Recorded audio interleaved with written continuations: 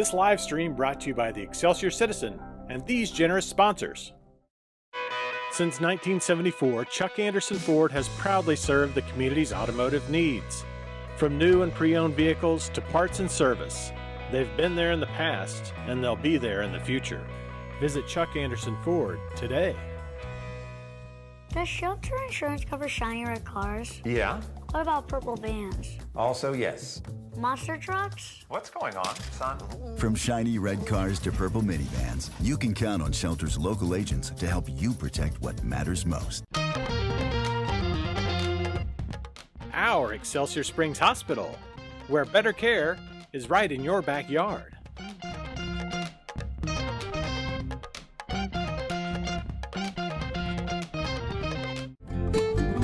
The Simmons Sales Team, your hometown realtors.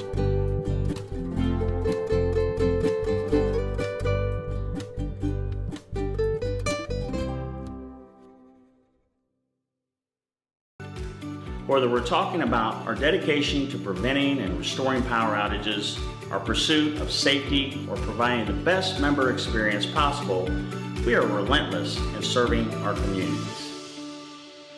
Find out how you can advertise with Excelsior Springs' #1 community resource. Visit ExcelsiorCitizen.com today. You sit next to me. Yeah, they're crazy. Recording in progress. Good evening. It is 6 p.m. on March the 2nd, 2026, and I call our regular City Council meeting to order.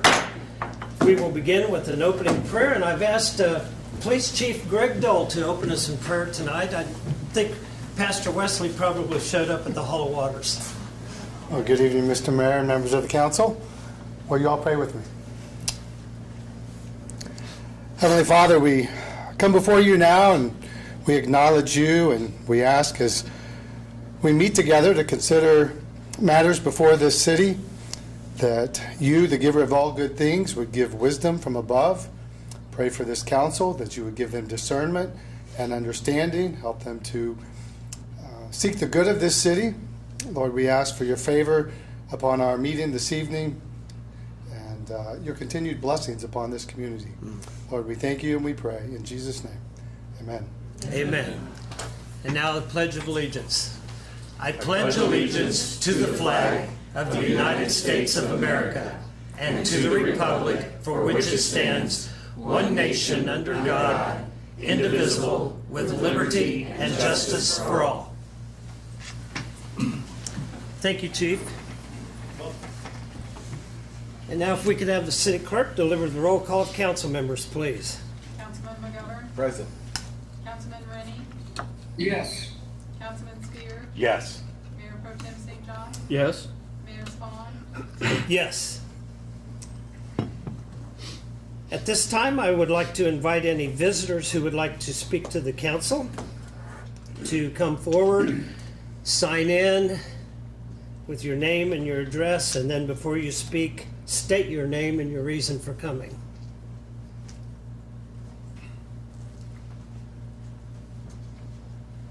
And I remind our speakers that you are limited to 5 minutes, and we appreciate you for coming tonight. Okay, good evening, City Council members. I am Kaylee Haffel, a junior at Excelsior Springs High School. I am addressing you tonight in concern for Ordinance 260301 that would allow for a drive-through marijuana store to be put into Excelsior Springs. For the past 4 years, I've been a part and led a student organization focused on preventing youth substance use. I've also watched addiction and substance use firsthand at my school. I'll make my stance very clear. We cannot allow this ordinance to be approved. A government's #1 responsibility is to protect. This ordinance would endanger our youth by making access to marijuana even easier. While the legal age to buy marijuana is 21, this doesn't stop parents from buying it for their children. In fact, I can recall several of my peers mentioning that how their parents bought marijuana for them with no questions asked. So why should we make it more accessible for anyone in the first place when it has a tremendous risk for our youth?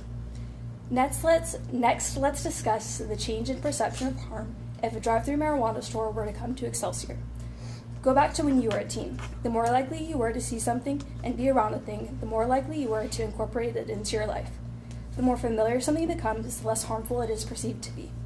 In fact, the National Library of Medicine says, due to changes in policy and legislation, neighborhoods have experienced a change in physical environment, specifically the emergence of marijuana dispensaries. It is suggested that increased availability of marijuana, including dispensaries, providing legal access, is associated with higher rates of marijuana use and a shift in social norms. With all this being said, I really want you to consider the youth in Excelsior Springs when you make your decision tonight. It is indisputable that they will be impacted. Thank you. Thank you. Thank you. Thank you. Anyone else? Hi, I'm Julia Meese. I'm the director of Excelsior Springs Safe, which is a coalition working to prevent youth substance use. I've worked in Excelsior about 9 years. I don't live in Excelsior, but I'm very passionate about the Excelsior community and the health of its citizens. I'm also a licensed physical therapist, so I'm extra concerned about health and wellness in general. To be honest, I was surprised when I heard that this was coming to the city council, because I know that, honestly, if there's one thing I've learned in Excelsior that people can agree on, it's that we want to not be known as a community with high drug use. We've been there in the past, and with as much as all of you leaders and so many other leaders in this community are doing to try to kind of reverse that perception of Excelsior Springs, it seems like a pretty easy decision to say no to this and to choose health over the potential financial help that this would bring. So it was stated as one of the reasons why to have drive-through dispensaries that Excelsior Springs is one of the only towns that restricts drive-throughs. Do you know why that was? That's because of the prevention advocacy that took place here that didn't take place in other communities, okay? Because we have prevention advocacy, that was put in place when marijuana became legal, that drive-throughs would not be allowed. So if we're gonna then reverse that, that doesn't really make sense. Excelsior is essentially known for its strong prevention advocacy. It's better than other communities. Other communities did not sit down and try to do that. I actually tried to get that in place in Liberty, and they didn't vote it in. So in Excelsior, that was put in place to protect the citizens, protect the youth. So it doesn't really make any sense to reverse that at this point. I've also heard that there may be concern about losing tax revenue from this dispensary.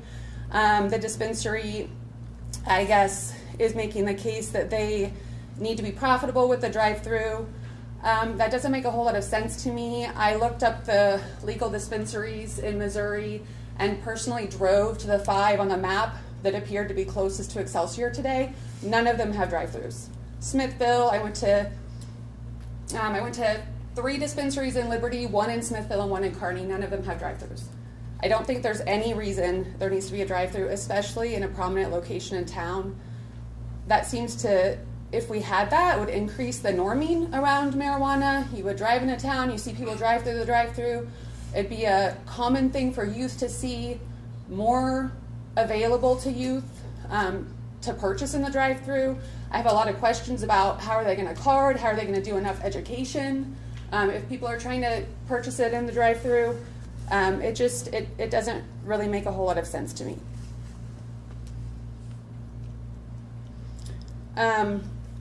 Another point here is that just recently at our SAFE meeting, we heard from Lauren Promead from Clay County Public Health that they have a new health impact assessment. She's a policy analyst at Clay County Public Health, and they offer a health impact assessment. This is where they look at potential policy in a community and assess the potential help or harm health-wise to the community. This seems like a perfect time to just stop, pause, make sure that this is a policy that's really going to be helpful to our community and not harmful.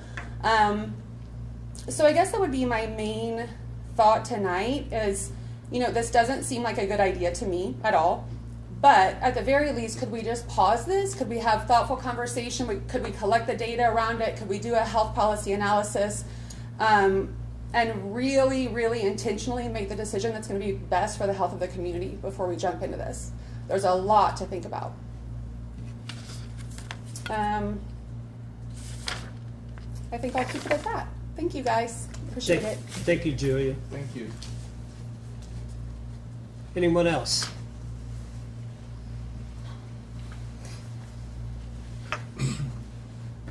Hello, Mr. Mayor. My name is Jim Eldridge, and I'm a retired city administrator from Kearney. And I just want to publicly congratulate Molly on her completion of her career. Not only has she done great things for this community, but I don't know what all you know about her, but she worked on the Bi-State Commission and helped build and remodel the Union Station building. And she is probably the expert on grants in the state of Missouri. I don't know that anybody knows how to do it better than her. She always told me that the best grant was the newest grant because they didn't have very many rules. And, that's still true. You guys lost her in the years in the decade of 2000, and we were able to hire her at Kearney, and she got a. She worked with our Economic Development Corporation over there, and the city funded that, and so we had an opportunity to work with her, and she did many things.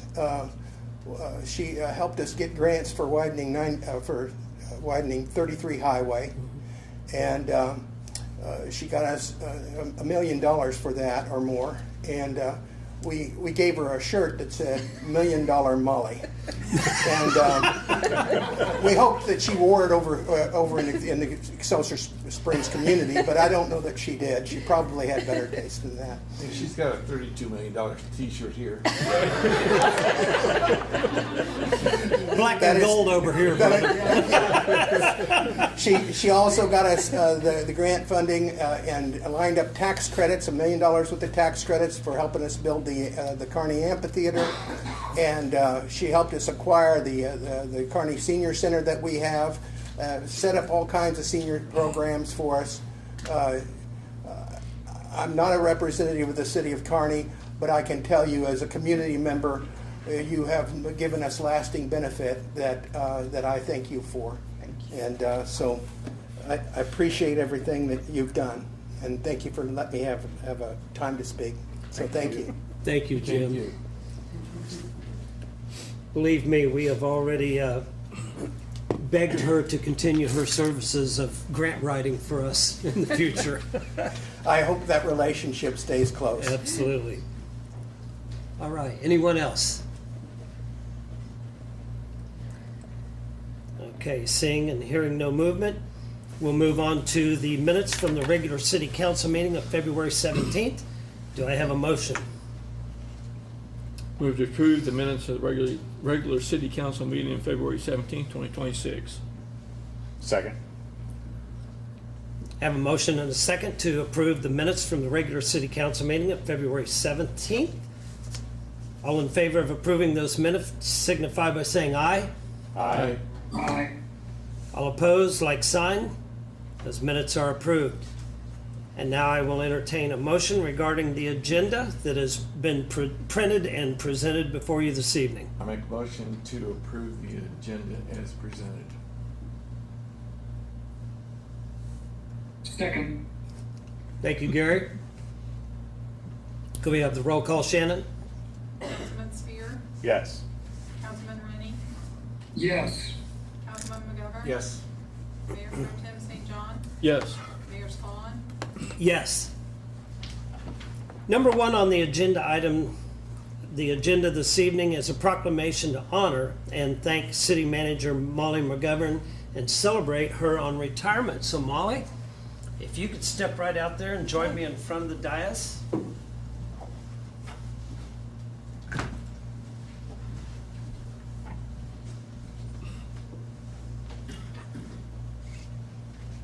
I'm going to take one more opportunity to embarrass you. We have a proclamation honoring you and thanking you for your service to Excelsior Springs for all these years. Whereas dedicated public service requires integrity, resilience, and visionary leadership, and whereas Molly McGovern has faithfully served the citizens of Excelsior Springs with professionalism, transparency, and steadfast commitment as city manager, and whereas during her tenure she skillfully guided the city through the challenges of a state audit and the unprecedented impacts of the COVID-19 pandemic, ensuring stability, accountability, and continuity of essential services. And whereas she was influential in the development and completion of the new community center and its 3 phases, as well as the construction of the golf clubhouse and advancement of the golf subdivision, strengthening recreational opportunities and economic growth. And whereas she championed a culture of opportunity and collaboration by consistently encouraging internships, mentorships, sponsorships, and partnerships to invest in future leaders and strengthen community ties. And whereas through her leadership and diligence in submitting competitive grant applications, which has just been mentioned, she secured millions of dollars in funding for transformative city projects. And whereas she led the city to join Communities of Excellence in 2017, becoming the first community in the nation to achieve silver status and earning national recognition for organizational excellence. And whereas she played a pivotal role in conducting salary studies, implementing cost of living adjustments and merit raises, and establishing a lead committee to support and value city employees. And whereas her forward-thinking leadership helped her launch SolarFest, advance annexation efforts, establish the West Side Community Improvement District, and guide the development of the Comprehensive Plan and Thrive Task Forces. And whereas she supported long-term sustainability initiatives, including the Fishing River Water Study and the creation of the Community Foundation, ensuring thoughtful stewardship of resources and community vitality. And whereas after years of exemplary service marked by resilience, innovation, and dedication, Molly McGovern now retires, leaving a lasting legacy of progress and excellence. Now therefore be it proclaimed that I, Mark Spahn, Mayor of the City of Excelsior Springs, Missouri, and on behalf of this City Council, staff, and citizens of Excelsior Springs, do hereby recognize and honor Molly McGovern for her extraordinary service as City Manager and express our deepest gratitude for her transformative leadership. Be it further proclaimed that we congratulate her on her well-earned retirement and extend our sincere wishes for continued health, happiness, and success in all her future endeavors. In witness whereof, this proclamation is hereby adopted the second day of March 2026. Thank you. Thank you.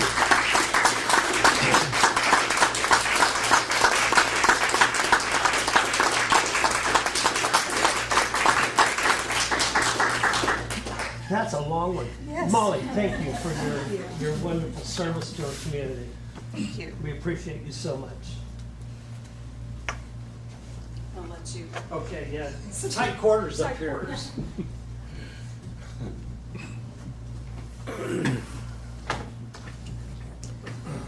All right, agenda item number 2 is consideration of temporary signage for the Excelsior Springs Museum and Archives to promote the Not Forgotten exhibit, resolution number 1646. And presenting the details of this resolution is our city planner, Joshua Garrett. Welcome, Joshua. Thank you. Good evening, Mayor and members of the council. So this item is a resolution to permit a sign for the museum's new exhibit on the Vietnam era. Originally, the museum had come to us, to community development, to request a temporary sign permit. However, the size of the sign and the length of time that they would like to keep the sign up was not permitted by the sign regulations. However, the sign regulations do include a provision that for public organizations or nonprofit organizations that they can request council approval for specific events and things of that nature. So the museum has elected to seek your approval for their sign for their Vietnam exhibit. I'm happy to answer any questions that you might have about that. Any questions or comments for Joshua on this resolution? No questions, but I just appreciate the museum, all the effort that's gone into what they have there for the war memorial. So greatly appreciate that. Yeah. Didn't appreciate it nearly enough until Deb Foster explained the process where they had to take every single item out of all of the showcases, wrap them up, catalog them, carry them to the basement, and replace them with all of the items that are now in place for this exhibit. It's really remarkable what they've done. We have before us a resolution of the City of Excelsior Springs, Missouri, approving temporary signage for the Excelsior Springs Museum and Archives to promote their exhibit titled Not Forgotten, Local Stories of the Vietnam War Era. I'll entertain a motion regarding resolution number 1646. I move that we approve resolution number 1646, consideration of temporary signage for the Excelsior Springs Museum and Archives to promote the Not Forgotten exhibit. Second. Roll call, Shannon? Councilman McGovern? Yes. Councilman Rainey? Yes. Councilman Spear? Yes. Mayor Pro Tem St. John? Yes. Mayor Spawn? Yes. Resolution number 1646 is approved. Number 3 on the agenda is consideration of amendment to the zoning regulations regarding drive-through services at marijuana dispensaries. Ordinance number 26-03-01, and again presenting as our city planner, Joshua Garrett. Joshua? Yeah, again, thank you. This item is a text amendment to the zoning code. It's pretty simple and straightforward. Currently, the zoning code restricts marijuana dispensaries from having drive-through services, and the proposed amendment would remove just that section. All other items pertaining to marijuana facilities would remain the same in the zoning code. This would just permit drive-through services. I can't necessarily speak to the public health concerns, but as far as land use, other communities in our area don't have this restriction, or if they did, it's since been removed. I believe the city of Kansas City recently removed a restriction for marijuana dispensaries and drive-through services. So this would just bring our land use code into line with what other communities in our surrounding area permit, and this was done so because it was brought up to the city that the existing marijuana dispensary up near Crown Hill was interested in potentially considering drive-through sales, and so the city staff looked at what other communities allowed and decided to pursue this amendment. I'm sure there are some questions, and I'm happy to answer. Oh, I should also say we did not hear any concerns at the Planning and Zoning Commission meeting, and staff did not receive any calls prior to that meeting or prior to this meeting. So we didn't have anything to any opposition or support, for that matter, to give to the commission, but they did recommend approval unanimously of this amendment.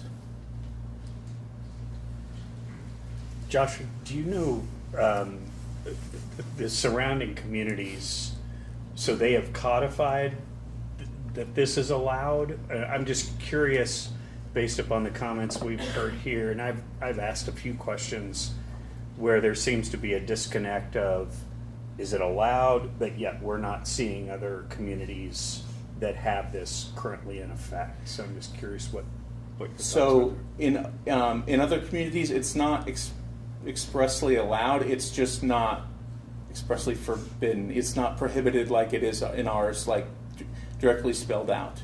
So, but I thought the way that, and I'm not a planning and zoning expert, but I thought the way that planning and zoning is written is if it's not specifically allowed, then it's disallowed.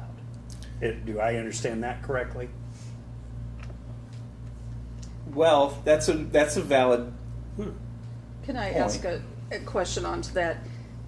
Does the zone that those dispensaries located in allow drive-through as a zoning regulation?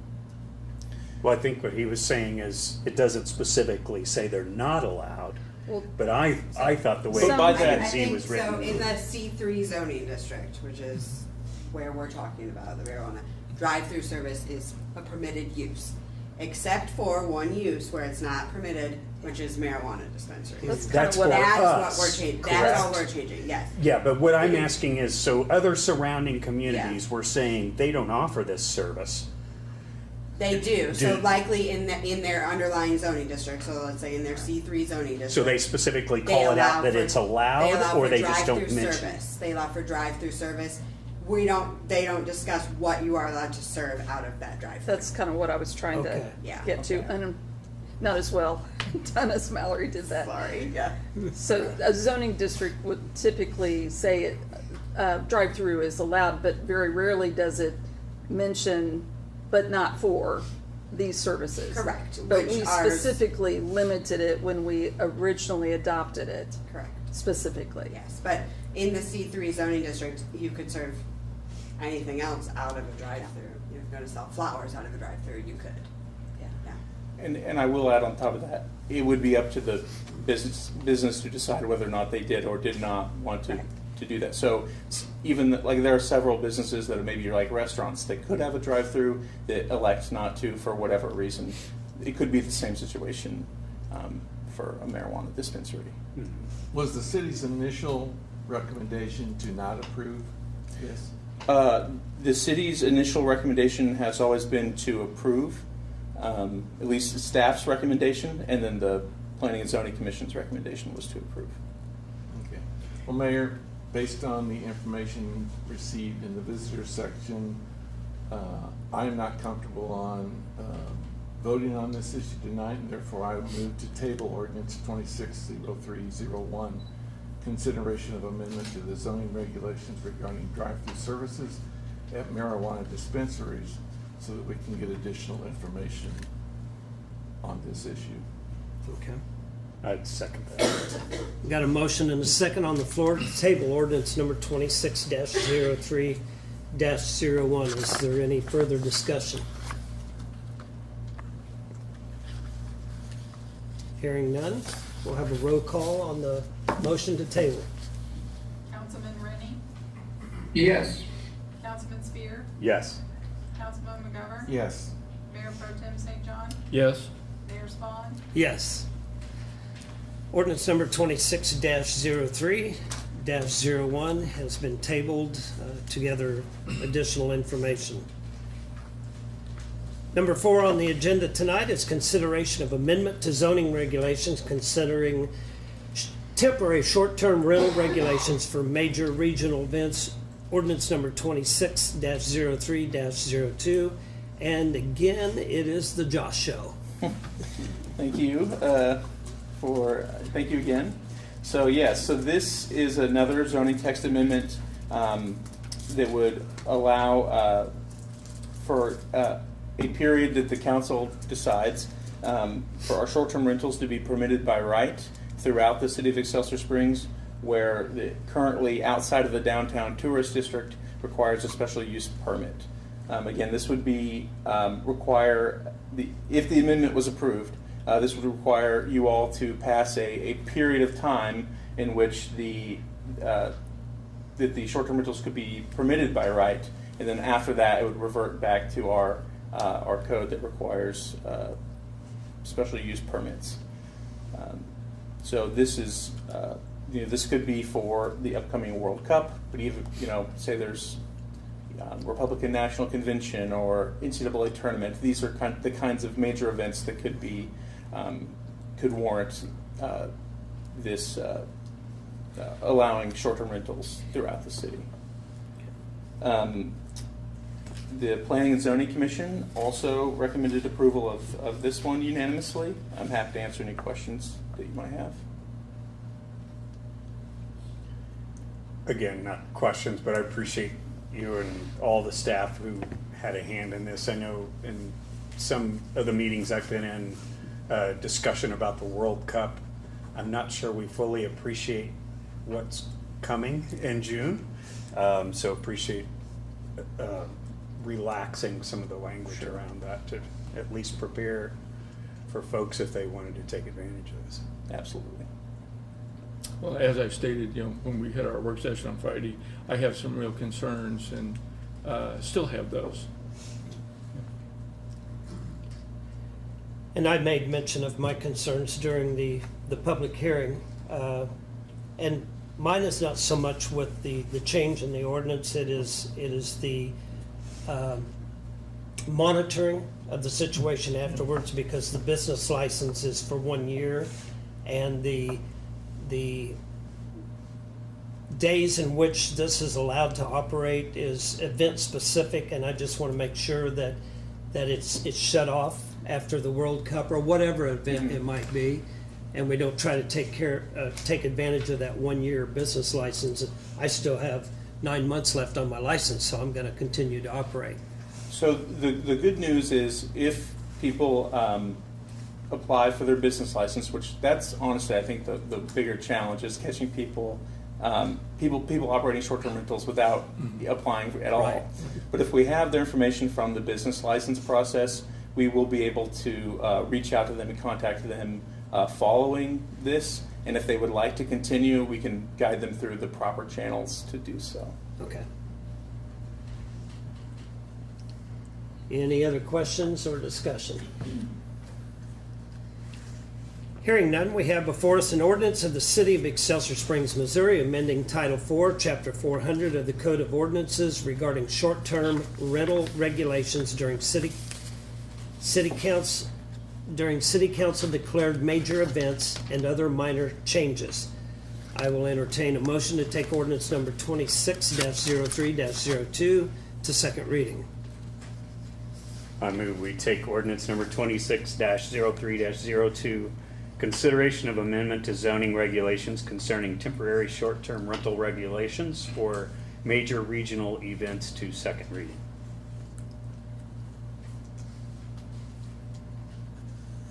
Do I have a second?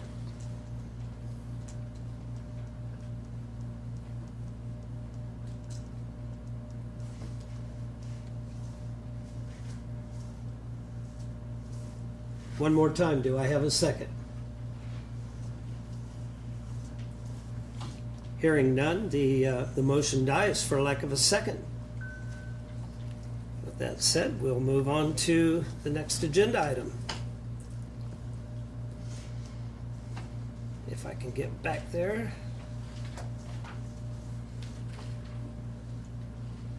Okay, agenda item number 5, consideration of amendment to zoning regulations concerning minimum floor area for residential dwellings, ordinance number 26-03-03.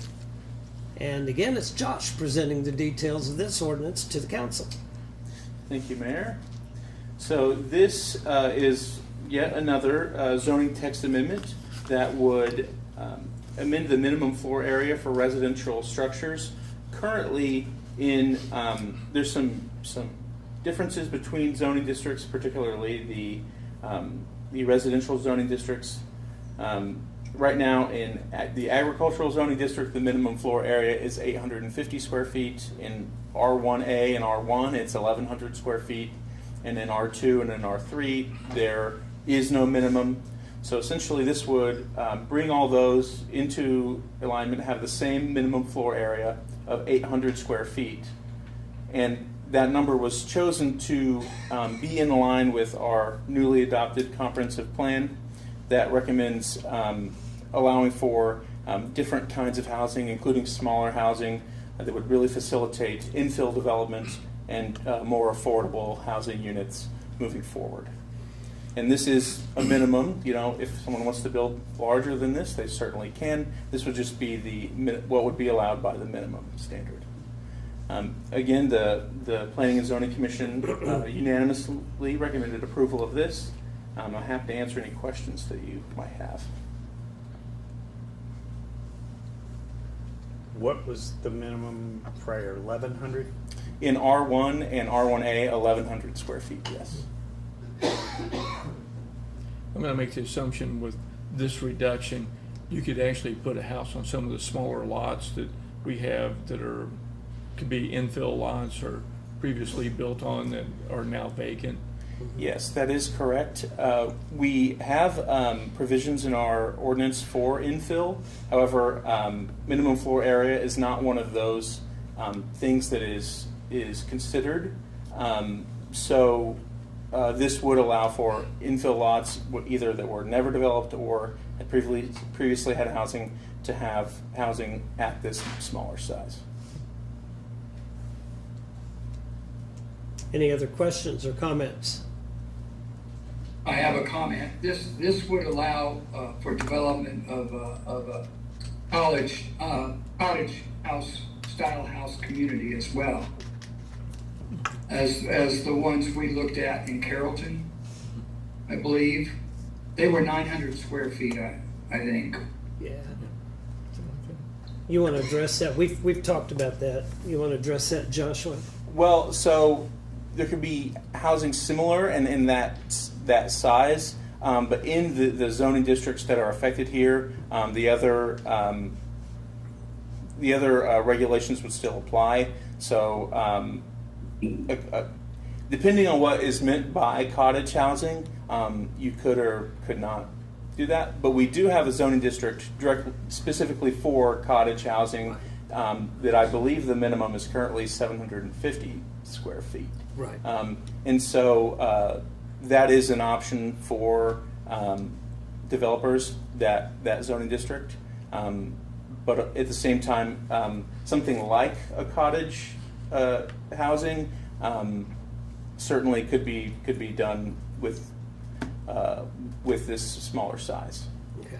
Yeah. So in your cottage housing district, those are really like one development with, say, one lot with all the housing within one lot? Is that the difference between individually single-family homes on individual right. lots? So in the current R1A, R1, R2, and R3, not really R3, but R2 and R1 and R1A, that would need to be individual lots, like a traditional kind of subdivision.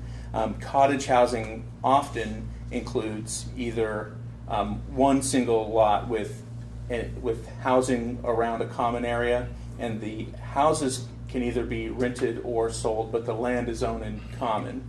Or, and this often includes common entryways and access points, and not necessarily your traditional street. I mean, there's a whole, we could talk about it for a while, but that style of smaller size of housing could be accommodated, but actual traditional cottage housing would not be permitted in R1 or R1A or R2 in the regular zoning districts, except for the cottage zoning district. Yeah, if I remember correctly, when we passed that ordinance, those were clusters of no less than 3 and no more than 11. It was 11 or 12 on a single lot.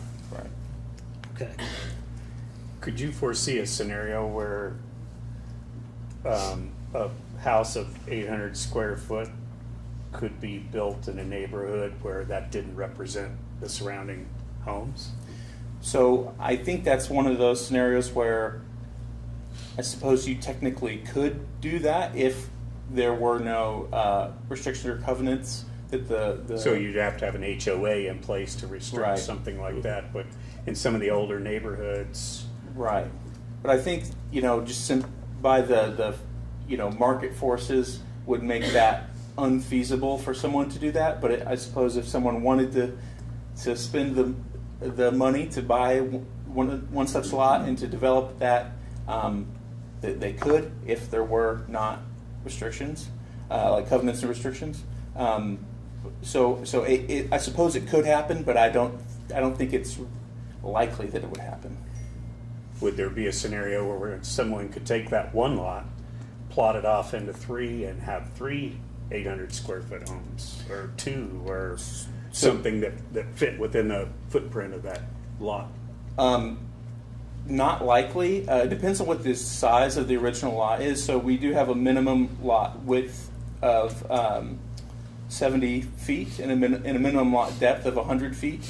So unless the original lot could be broken up into those smaller lots, that couldn't happen. And again, talking in the abstract, I can't look at specific subdivisions in the city that could, where this could happen. But I'd be given the minimum lot area, minimum lot width and depth. I don't foresee that specific subdividing it and adding multiple housing would be possible. So what's driving the need to go from 11 to 800?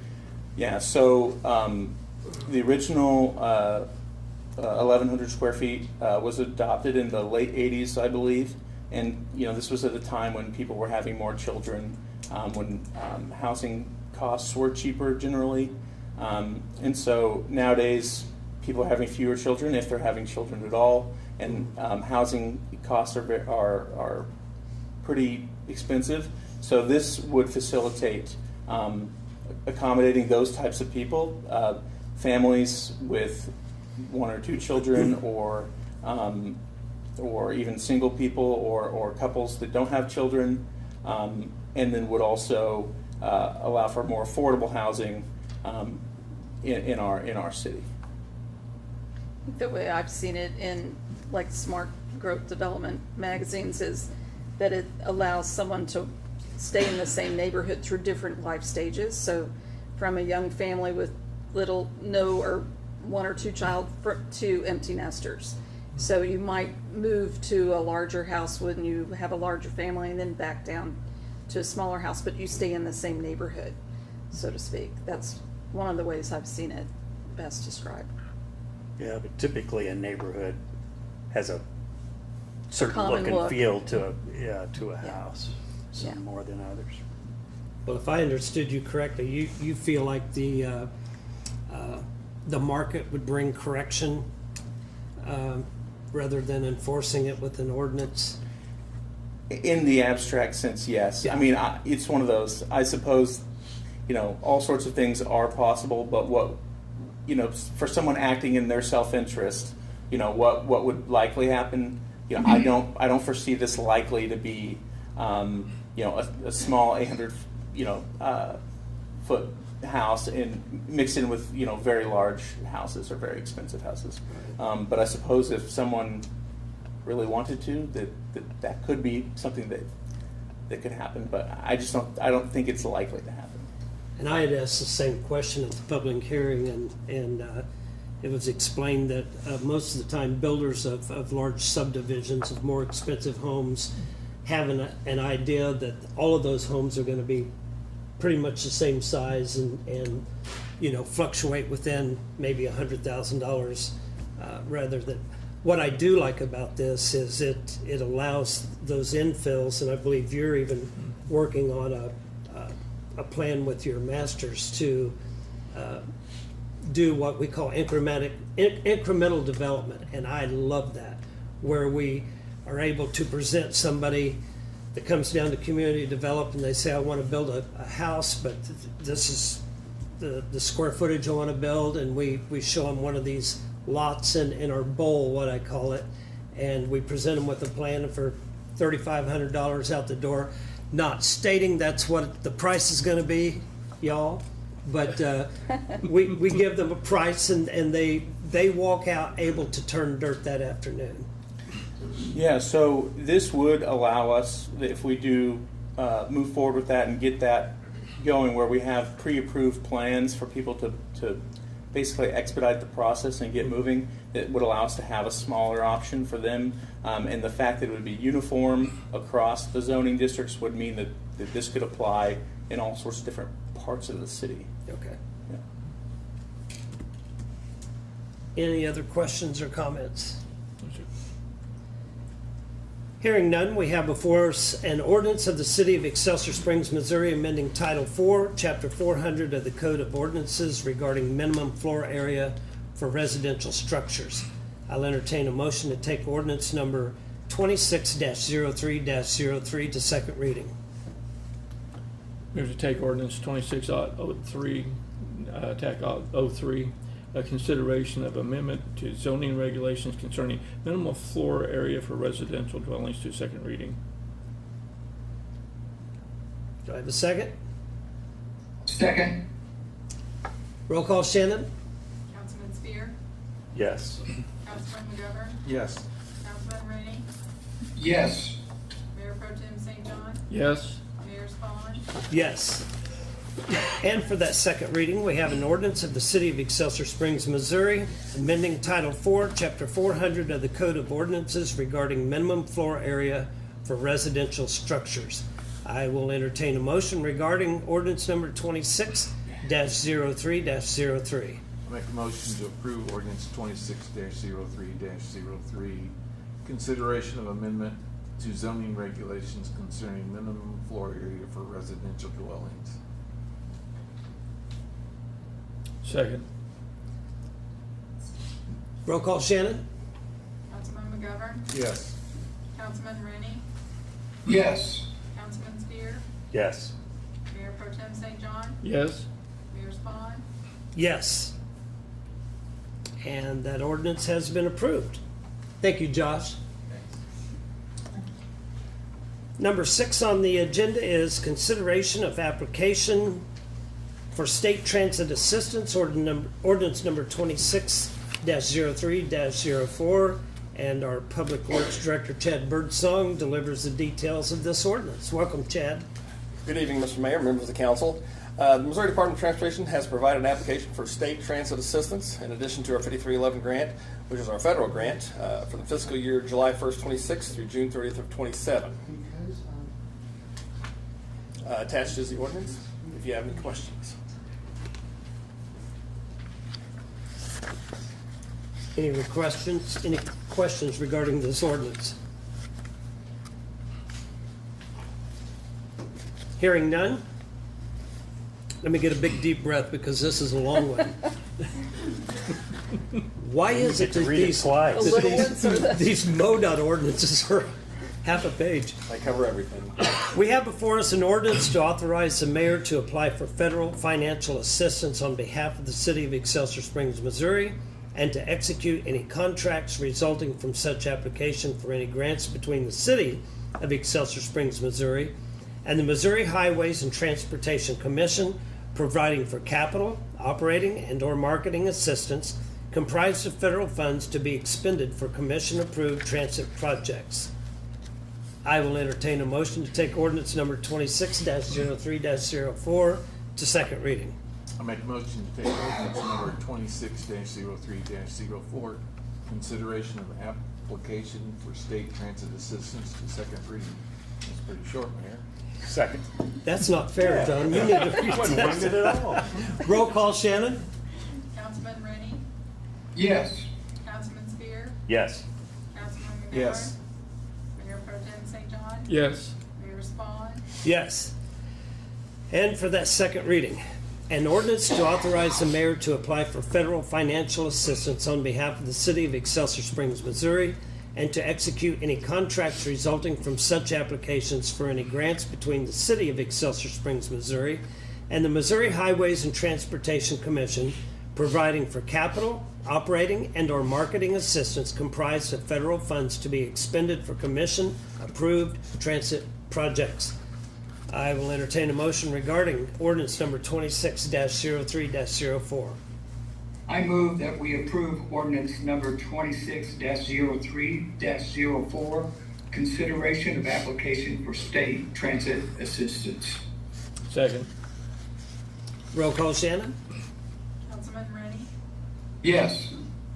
Councilman Spear, Yes. Councilman McGovern, Yes. Mayor Pro Tem St. John, Yes. Mayor Spawn, Yes. Ordinance number 26-03-04 is approved. Number 7 on the agenda this evening is consideration of capital purchase of buses for transportation from MoDOT, application for partial reimbursement through MoDOT's SLFRF funds, ordinance number 26-03-05. And again, it's Chad. Yes, since being approved for 4 new vehicles last year through MoDOT's 5339 Capital Assistance Grant Program, our match was $71,663, or 20% of the total, $358,314. Since then, we have received the 2 vans, and now the 2 buses are being prepped for delivery.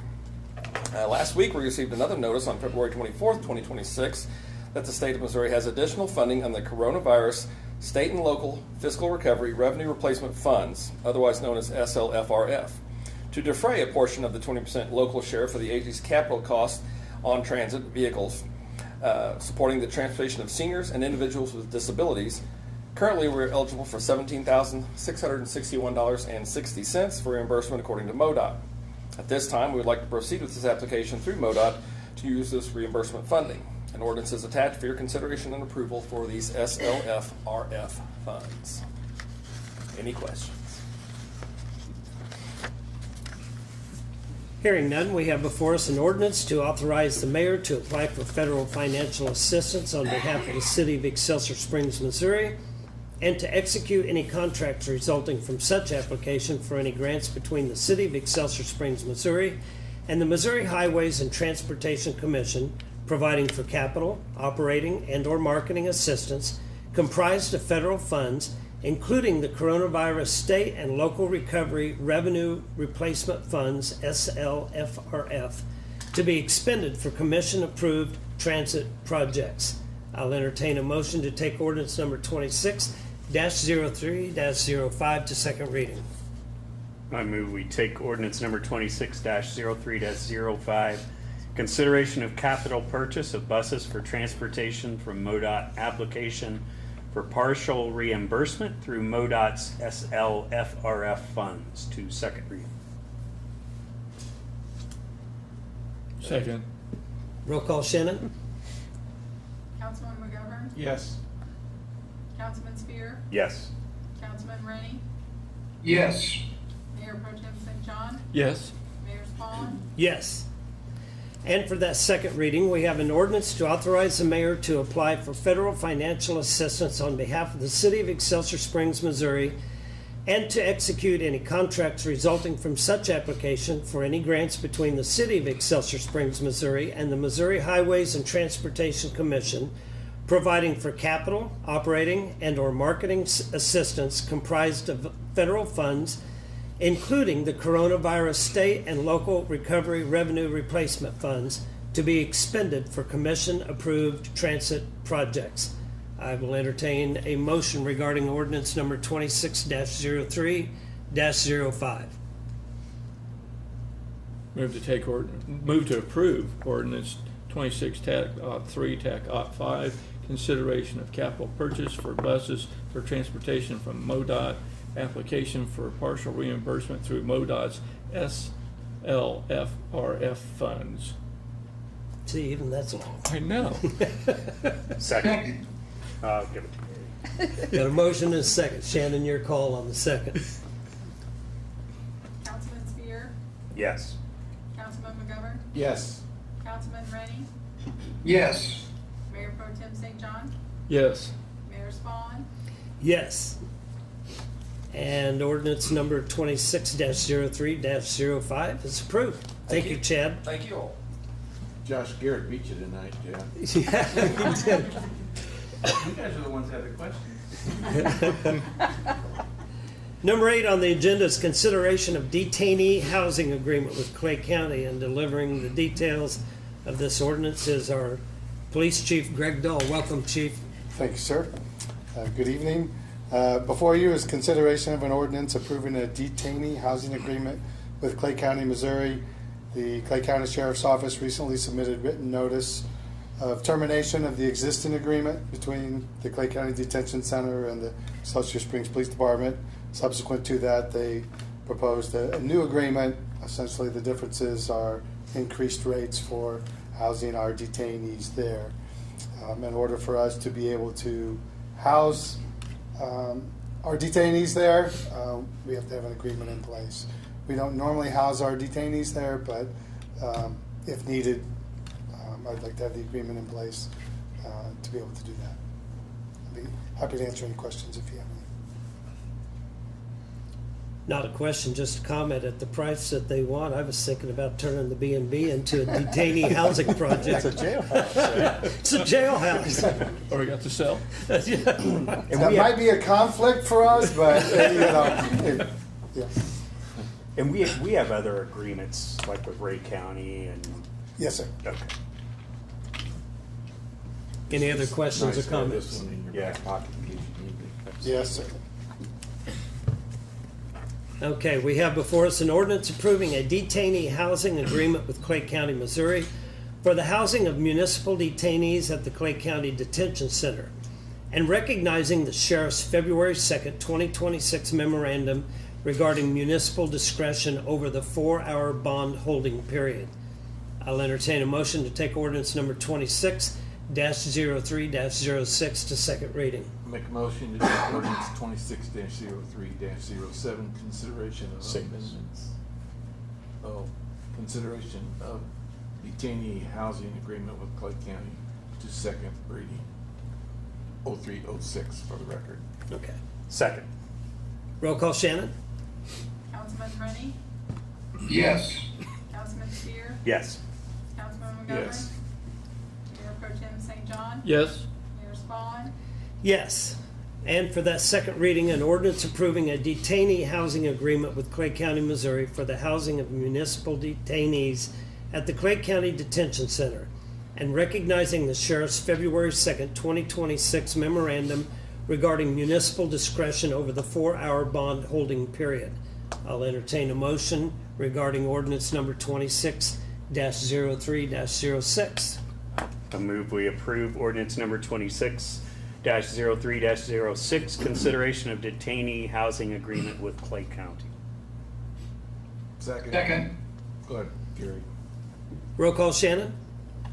Councilman McGovern? Yes. Councilman Rennie? Yes. Councilman Spear? Yes. Mayor Pro Tem St. John? Yes. Mayor Spawn? Yes. And ordinance number 23-03-06 is approved. Thank you. Thank you, Chief. Number 9 on the agenda is consideration of amendments to the city personnel policies, ordinance number 26-03-07. And Molly, this is the last agenda item you will Okay. present in your career. All right, that sounds pretty good. With us. Pretty She's final, got, huh? she's got number 10 also. Oh, that's Oh, right. that's true. You did. Okay. Yeah, you got 2 more. All right. Annually, the staff updates the personnel policy in areas that could be improved. This year, we formed a personnel policy review committee with representation from every department. The purpose was to discuss the leave benefits and to evaluate PTO leave system. The committee overwhelmingly did not support a change to PTO, but supported the following changes: elimination of accumulated compensatory time earned buyout, elimination of personal leave earned day for not using sick leave, and elimination of the vacation accrual buyouts. The other items are housekeeping items, and those include changing the workers' compensation contact information, which occurs when we ever change work comp insurance providers, updating the exempt employee minimum salary per the U.S. labor standards, clarifying the language establishing department work periods, clarifying the start and end of leave benefit accruals during workers' compensation and FMLA leave, including the benefit allowance, which we had failed to include as a definition, inclusion of motor vehicle record review to lower our insurance premiums, clarify when post-accident testing is required, revision of the policy around hiring relatives, and expanding the use of credit cards, what that process looks like. Please consider approval of the amendments presented or entertain any questions you might have. Can I ask 2 questions? Sure. can you help me better understand the elimination of personnel leave earned day for not using sick leave? It almost feels punitive, like we would rather you be sick than have perfect attendance and give you 1 day. Yeah, we established a day off if you didn't use any sick leave, and it just turned out that it was not typically a budgeted pay item, and the employees were sort of cutting out those things that were leave benefits that were buyouts, as opposed to, well, that's not really the answer for the paid vacation. Yeah, because it doesn't really have a financial impact. You're just getting a day off if you didn't use your sick leave, and I think the decision was that it wasn't really necessary for someone to not use their sick leave. So that was kind of the employee's take on that. Appreciate you asking that question. I had the same. Yeah, I mean, it's not mine to deal with, but Right. I'm sitting here thinking, wouldn't we want to reward perfect attendance? Actually, that's true. I mean, that's I would question that. Not that Yeah. we need to pump the brakes on It everything, but existed in our policy for about a year. You know, it did not exist, and it was sort of an informal policy in one of the departments, and the department asked for us to formalize it, so we did, and just from there, just kind of, wasn't anything anyone really thought much about. Just was not. They just didn't think about it. how many sick days does You one earn accrue 12 at? 6 days a year that can accumulate to 120. how much? 120. Okay. 20 hours. Yeah. So That just doesn't make sense Yeah. to me logically, but I know it might- it didn't exist, and then for like 1 year it did, and I'm going to say probably most departments didn't really remember it was in there, or didn't think about it, or just didn't exist long enough for anybody to sort of formalize it in their. I'll tell you the rest of the story after. And then my only other comment, expanding the use of credit cards, and Vonda, Yes. you and I have had this conversation. My concern there is when we get the financial reports, when it comes to credit card transactions, it just says credit card. It does. And I get it, there's a whole purchasing policy and an approval process and everything. But for the person who just wants to look at where the dollars are going, Yeah. it's almost impossible unless you want to dig through files to look at that. So It's a lot. if there's a way the bank can give us that detail, I think that issue goes away. But until that day comes, the idea of expanding the use of credit cards, so then we have even more transactions that we can't really look at to be meaningful, to me So- doesn't make sense. Right now, only the department heads have credit cards, and if one of their staff members needs to go buy something at the store, they give them that card and they take it, and then it's like one card. Did you get it back? Because now I need it. And so this was to allow more individuals in the department to have a credit card. So when the credit card bill comes, it lists the individual's name that's on the credit card and then what they purchased underneath it, but it doesn't always give you the details, which is what you're referring Yeah, to. so when we get the transmittals of Yeah. the expenses that Yeah. I like to spend my morning So- drinking yes. coffee and looking at, So when- it just says credit card. It doesn't say, yeah. This was at Walmart for a pair of boots or some.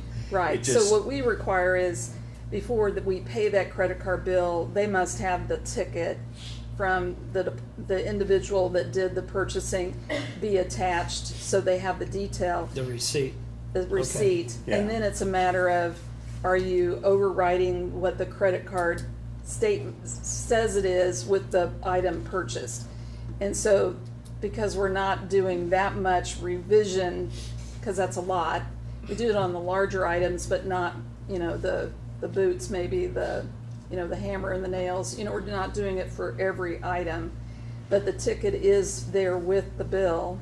So this was really so a department, say Public Works, it isn't just Chad that has the credit card, but he might have 2 or 3 people in it that do more of the buying, that it's the credit card has their name on it, and you're seeing with that, and instead of Chad handing the card to that person and the next person, that was really, we're expanding the number of people that can have a credit card. Yeah. But the process that's spelled out in the purchasing policy or personnel policy talks about how they are approved to be able to have a credit card. So the department head must agree that they should have a credit card, and I think that it then comes to the city manager to approve. Yeah, So. and I And get all that I don't disagree vetting with what you're process is saying. in place. Yeah. But when it comes to council and we're entering transmittals for Yeah. review and Vonda reads through what the expenses Yes. are, we really don't have a way to see all of that. Right, without looking And- at the bill itself. Yeah, so Yeah. I'm hopeful that we can have a conversation with the bank Yeah. that, I know on my credit card, I'd like to know what I bought can too. download a detail and show Oh, what I okay. purchased at every store, or my wife purchased at every Yeah, store. there you go. Amazon seems to win for the day, but I think having at least that level of detail so you can see, oh, yeah, that's Yeah. what that was for, Yeah. would be extremely helpful.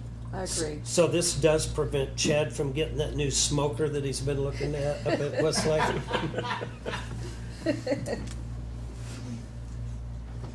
Any other questions or comments? No.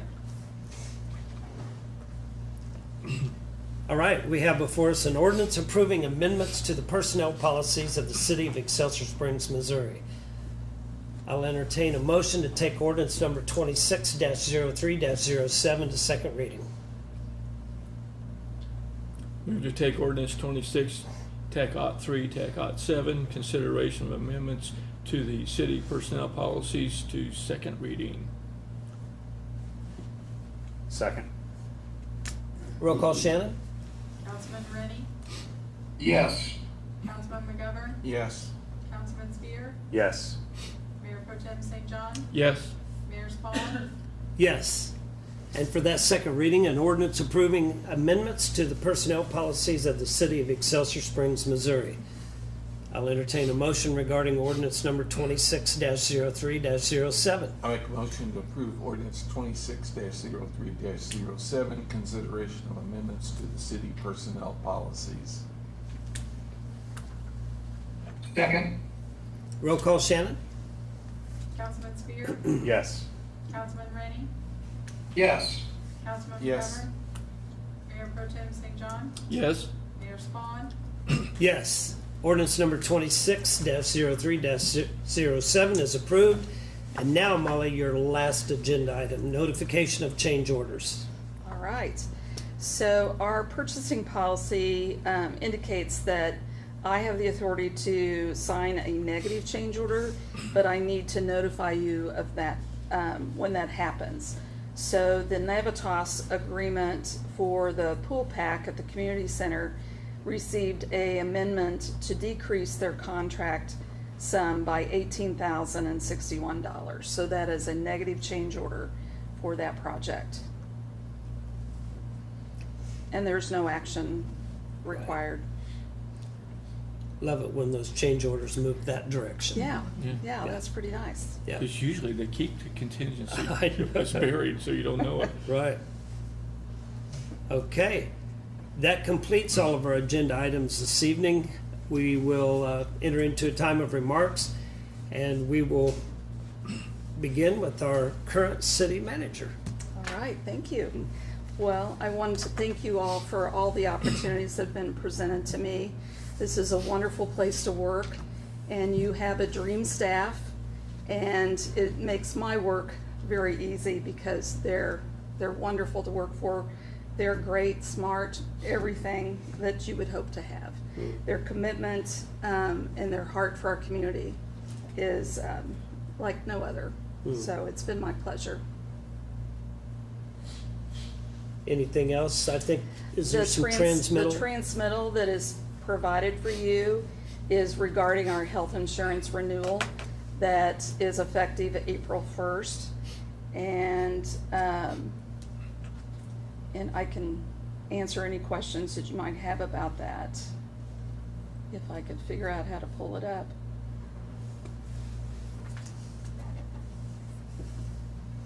Sorry, don't know how to do that.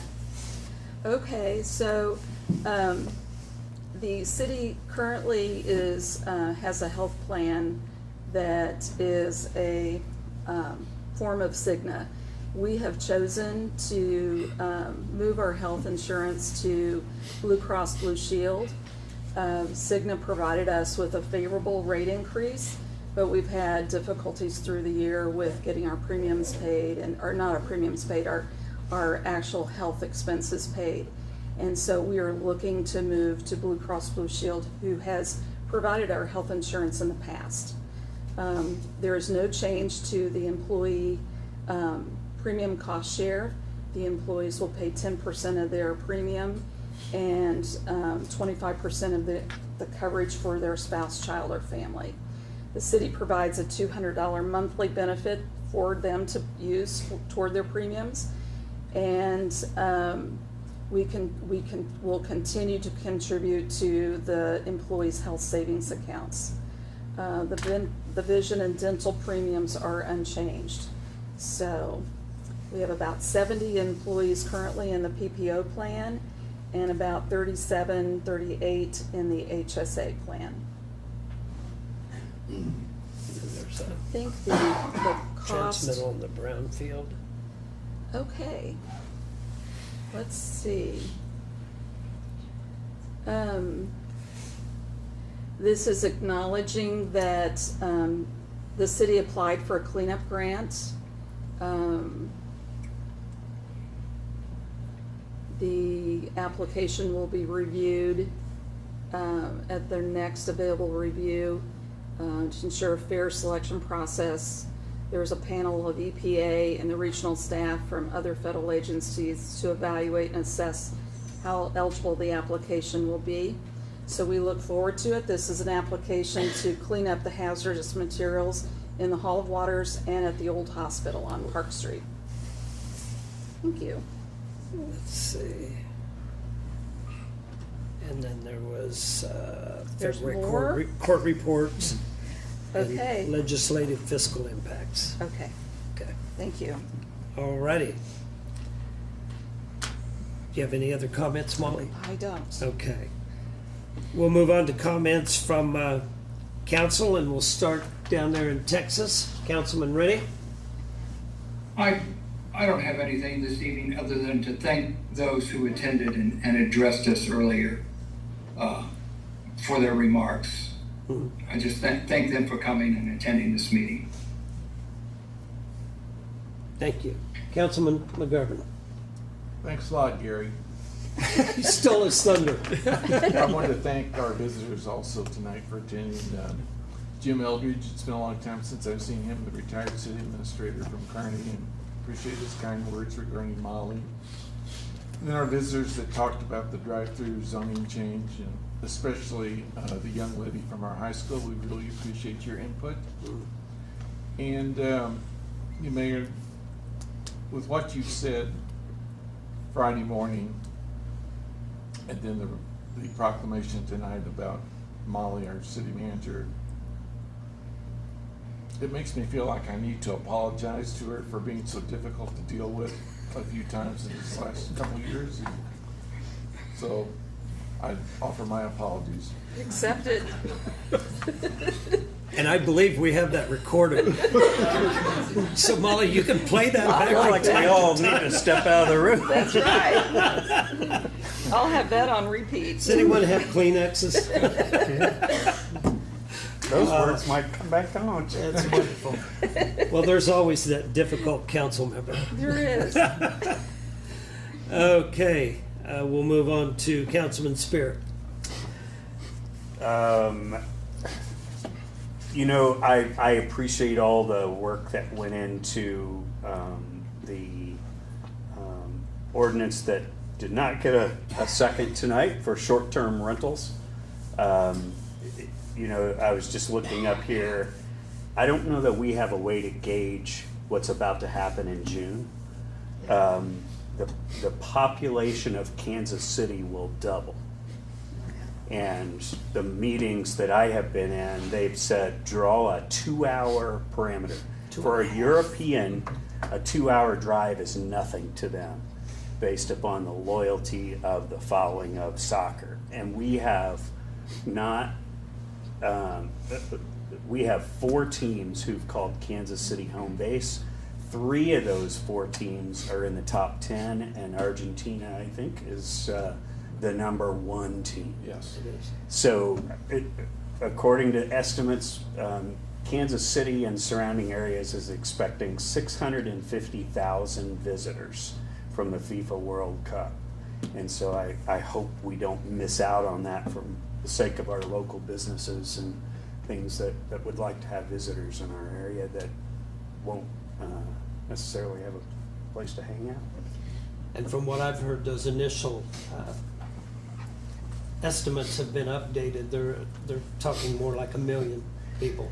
Wow. So it's going to be significant. Okay. Mayor Pro Tem St. John. Okay, a couple of things, actually about 3. Thank you for the visitors. It's nice to see in a room full. Usually it's just us. So, this is kind of nice. Yeah. And then folks that have spent some time with us in their employment, Christina Baxter, 23 years, Melissa Davis, 21 years, and Marla Ellison, 11 years. Appreciate those folks very much. And I've had the unique opportunity on Wednesdays to see the John and Molly show. And it's quite entertaining. It's a shame we don't have it recorded sometimes. I know I'm gonna dispel maybe somebody's preconceived notion that their issues might be discussed at home between the councilman and the manager. Didn't happen, because I can tell by John's reaction when Molly would say something that he didn't know about that, and usually he's got a vein on his neck that pops up when that happens. I'm going to pay attention to that. But it was a very interesting interaction at least to see, and I appreciate you and John too. I appreciate the opportunity to be entertained by that. So thank you. Sure. And we wish you all well. Thank you. In retirement, since we Everybody's spent a lot more wishing me time with you. Yeah, it could happen. Well, I'll just echo everyone else's remarks. Thank you, Molly, for your exemplary service to our city. We appreciate you. Thank you.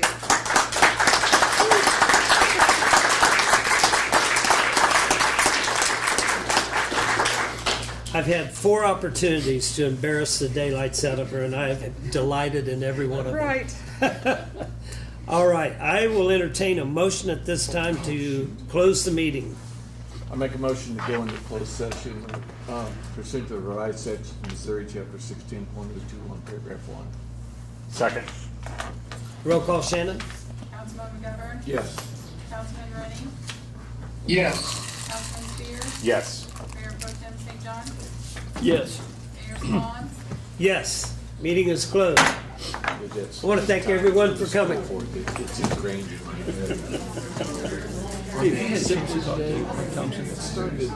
head. I need to call. Yeah, I'll give him a yell, because I was